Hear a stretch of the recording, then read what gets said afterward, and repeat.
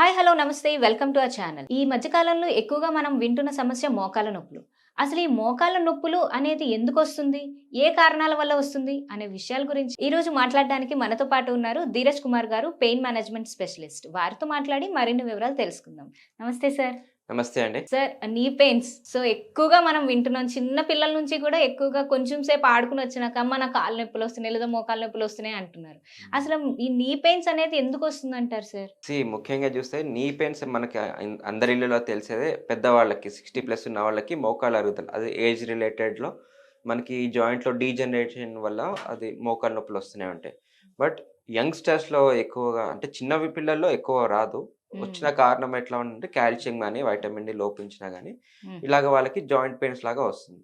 అదే okay. యంగ్‌స్టర్స్‌లో are middle age వాళ్ళకి చూసుకుంటే వాళ్ళకి వాళ్ళు చేసే పని వల్ల, లేకపోతే వాళ్ళకి స్పోర్ట్స్ ఇంజ్యూరీస్ అవ్వడం వల్ల కింద పడ్డము, హుహు. ఫుట్‌బాల్ ఆడుతున్నప్పుడు పడ్డము, వీటి వల్ల వాళ్ళకి లోపల లిగమెంట్స్ టేర్ గాని, మెనిస్కస్ ఇంజ్యూరీస్ గాని వీటి వల్ల వాళ్ళకి మోకాళ్ళ నొప్పి రావచ్చు. ఓకే. అదే ఫీమేల్స్‌లో చూసుకున్నామనుకోండి, వాళ్ళకి పని చేసేటప్పుడు కిందకు వంగి చేయడము, హ్మ్. మోకాళ్ళ మీద కూర్చొని తుడవడం అట్లాంటివి చేస్తా ఉంటాం. హుహు. సో, వాళ్ళకి హౌస్ మేట్స్ నీ అని ఒక వేరే ఎంటిటీ ఉంటుంది. అంటే మోకాళ్ళలో వాపు రావడం, వాటర్ చేయడం అట్లా ఉంటుంది. ఓకే. ఓకే. హ్మ్. ఎక్కువ సేపు ఎవరైనా నుంచున్న వాళ్ళనుకోండి, హ్మ్. వాళ్ళకి మోకాళ్ళ వెనకాల భాగంలో చిన్న వాటర్ చేరుతుందన్నమాట. సో, హ్మ్. బేకర్ సిస్ట్ అంటాం. సో, ఇట్లాగా రకరకాల కారణాలుంటాయి. అంటే హ్మ్. నొప్పి ఔట్‌కమ్ గాని లోపల అండర్‌లయింగ్ కాజిటివ్ వేరేలాగుండొచ్చు. అంటే హుహు. వాపు రావచ్చు, వాటర్ ఇన్‌ఫ్లమేషన్ ఉంటుంది. బర్సైటిస్ అంటాం. హుహు. లిగమెంట్ ఇంజ్యూరీస్ అంటాం. మెనిస్కస్ టేర్స్ అంటాం. హ్మ్. అండ్ సెకండరీ ఇంజ్యూరీస్ వల్ల కూడా తరచుగా దెబ్బలు తగులుతా ఉంటే హ్మ్. జాయింట్‌లో ఉన్న కార్టిలేజ్ మీద కూడా ప్రభావం పడుతుంది. So, okay. ఇట్లాగా మోకాళ్ళ నొప్పులు వస్తూనే ఉంటాయి. ఓకే. మరి అంటే వాళ్ళు మనకిప్పుడు ఈ మోకాళ్ళ నొప్పుల సివియారిటీని కూడా వాళ్ళు తెలుసుకోవాలి కదా సార్! యెస్. అసలు ఎలా వాళ్ళది గుర్తించగలరంటారు? అంటే నేను ఈ స్టేజ్‌లో ఉన్నాను. నాకు ఖచ్చితంగా నేను ట్రీట్‌మెంట్‌కెళ్ళాలి హ్మ్. అలా ఏమైనా దాని గురించి? ముఖ్యంగా మనం మోకాళ్ళ అరుగుదల అలా చూస్తుంటే, హ్మ్. వాళ్ళకి స్టేజెస్ అనేది సింప్టమ్స్ అండ్ క్లినికల్ డయాగ్నోస్టిక్‌లో కూడా చూసుకోవాలి. హుహు. అంటే ఎగ్జామినేషన్ చేసుకోవాలి. హ్మ్. కొన్ని స్పెసిఫిక్ టెస్ట్‌లుంటాయి. క్రెపిటస్ అని, లేకపోతే టెండర్‌నెస్ అని చెప్పేసి, రేంజ్ ఆఫ్ మూవ్‌మెంట్స్. హ్మ్. అంటే వాళ్ళు ఫోల్డ్ చేయడం ఎంతవరకు అవుతుంది? హ్మ్. 0-90 డిగ్రీస్‌లో ఎంతవరకు వస్తుందని చూసుకోవాలి. సో, హుహు. అందులో శబ్దం వస్తుందా? క్రెపిటస్ వస్తుందా? హ్మ్. టెండర్‌నెస్ ఉందా? వాకింగ్‌లో ఇన్‌స్టెబిలిటీ ఉందా? కుంటుతూ నడుస్తూ ఉన్నారా? అవన్నీ హ్మ్. క్లినికల్‌గా చూసుకునేది. హుహు. వీటితో పాటు ఇమేజ్ డయాగ్నోస్టిక్స్ ఉంటాయి. లైక్ ఎక్స్‌రే గాని, ఎంఆర్ఐ గాని.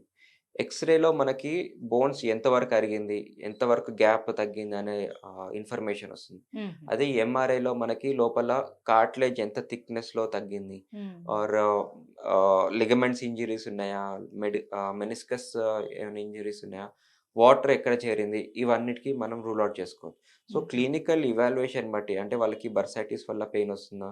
ఆర్ లిగమెంట్ ఇంజ్యూరీస్ వల్ల ఏమైనా పెయిన్ వస్తుందా? దాన్ని బట్టి మనకి నెక్స్ట్ ఏం ఇన్వెస్టిగేషన్ చేయాలో మనకు ఒక ఐడియా వస్తుంది. సో, హ్మ్. దాంతోటి మనం ఎక్స్‌రే అవసరమా? ఎంఆర్ఐ అవసరమా?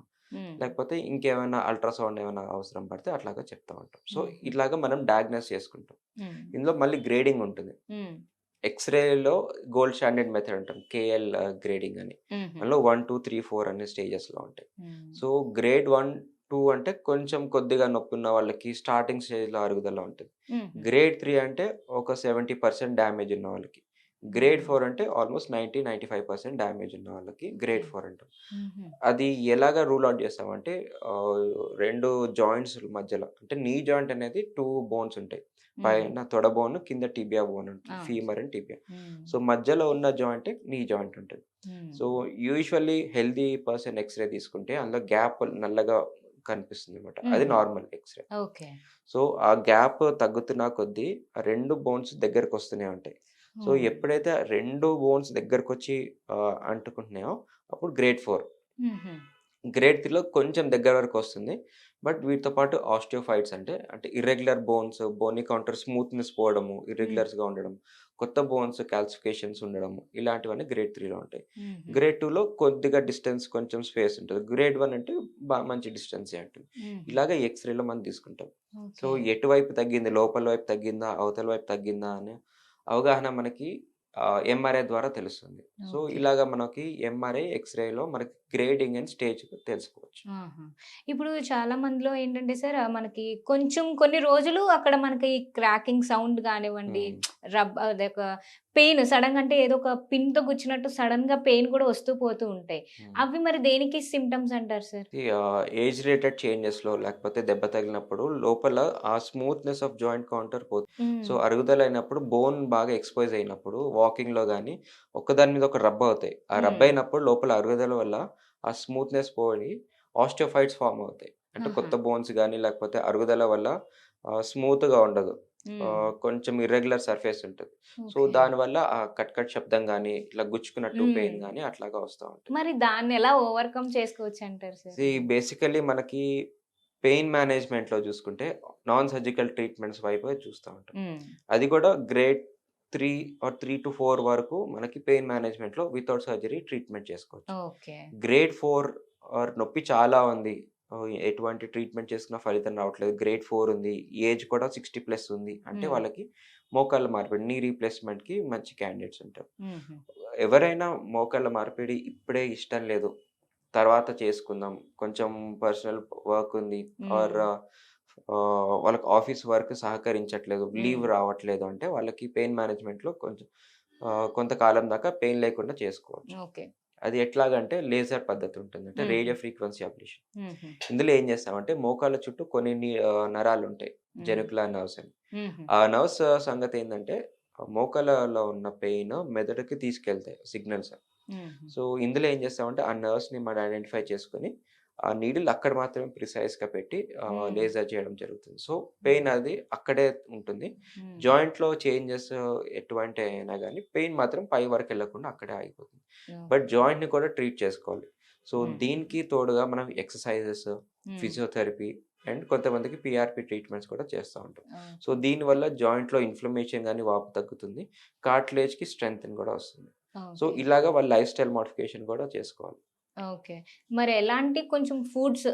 ఎలాంటి ఫుడ్స్ తీసుకుంటే మనం ఈ నీ పెయిన్ సమస్య రాకుండా ఉంటుందంటారు సార్? సో, బేసికల్లీ జాయింట్‌కి దృఢంగా ఉండాలంటే దానికి కాల్షియం, వైటమిన్ డి, మెగ్నీషియం హ్మ్. ఇలాంటివి చాలా అవసరం. హుహు. వీటితో పాటు ముఖ్యమైన మినరల్స్ గూడా ఉంటాయి. Hmm. So, vitamins like vitamin C గూడా చాలా ఇంపార్టెంట్. అండ్ వీటితో పాటు వైటమిన్ కే2 అని ఉంటుంది. సో, ఇది బోన్ ఫార్మేషన్‌కి హెల్ప్ అవుతుంది. హ్మ్. సో, ఇలాగా ఎసెన్షియల్ వైటమిన్స్ దీంతో పాటు కొన్ని కొల్లాజెన్ సప్లిమెంట్స్ ఉంటాయి. హుహు. టైప్ 2 కొల్లాజెన్ అని జెప్పేసి. హ్మ్. ఇదేంటంటే it's a building block. Protein స్ట్రక్చర్స్‌ని బిల్డ్ చేస్తుంది. లైక్ కార్టిలేజ్‌ని దృఢపరుస్తుందన్నమాట. ఓకే. సో, ఇవి గూడా వాడుకోవచ్చు. హుహు. వీటితో పాటు గ్లూకోజమైన్ అనే టాబ్లెట్స్ ఉంటాయి. కాండ్రైటిన్ సల్ఫేట్ అని ఉంటది. హుహు. అండ్ ఓవర్ ద కౌంటర్‌గా దొరికేది మనకి బోస్వెల్లియా సెరాషియా అని కొన్ని ఉంటాయి. అంటే హుహు. సాంబ్రాణి మొక్కలంటామట. So, okay. ఇలాగా ఓవర్ ద కౌంటర్ మనకి జాయింట్‌ని దృఢపరిచేలాగా ఇలాంటి మెడికేషన్స్ తీసుకోవచ్చు. హుహు. ఫుడ్ పరంగా చూస్తే మనకి వైటమిన్ డి అండ్ కాల్షియం ఎక్కువ మిల్క్‌లో ఉంటుంది. So, milk okay. తీసుకోవచ్చు. హ్మ్. సో, పసుపులో గూడా యాంటీ ఇన్‌ఫ్లమేషన్ ఉంటుంది. పెయిన్ గూడా తగ్గిస్తుంది. అవును సార్. సో, వీటి వల్ల మనకి జాయింట్‌లో అరుగుదలని కొంచెం తగ్గిస్తుంది. హుహు. అండ్ వీటితో పాటు మునగాకు పౌడర్ కూడా చాలా ఇంపార్టెంట్. ఓకే. సో, అందులో కాల్షియం ఉంటుంది. మనకి ప్రోటీన్ ఉంటుంది. అండ్ హ్మ్. వీటితో పాటు మనకి జాయింట్ అరుగుదలను తగ్గిస్తుంది. హుహు. సో, ఇలాగ మల్టిపుల్ బెనిఫిట్స్ ఉంటాయి ఈ ఓకే. మునగాకులో. మునగాకు పౌడర్‌ని డైరెక్ట్ పౌడర్ ఆర్ ఎలా అయినా ఆకులాగైనా తీసుకోవచ్చు. ఓకే. ఎలా సో, అయినా కన్జ్యూమ్ యెస్. చేసుకోవచ్చు. So, okay. ఇవి మనకి ఇంట్లోనే దొరికేవే. సో, ఇంట్లో అవునవును. తులసి మొక్కతో పాటు మనం ఒక మునగాకు పెట్టుకుంటే హ్మ్. అన్ని విధాలుగా పనిచేస్తుంది. అంటే not only with knee pain, hmm. But back pain గాని, బీపీ, షుగర్‌కి కూడా బానే స్టడీస్ జరుగుతున్నాయి. It's okay. Not proven but బానే రిజల్ట్స్ అయితే ఉన్నాయి. Thank you so much sir. చాలా మంచి విషయాలనేది మన వ్యూవర్స్‌కి తెలిపేశారు. Thank you so much. Thank you.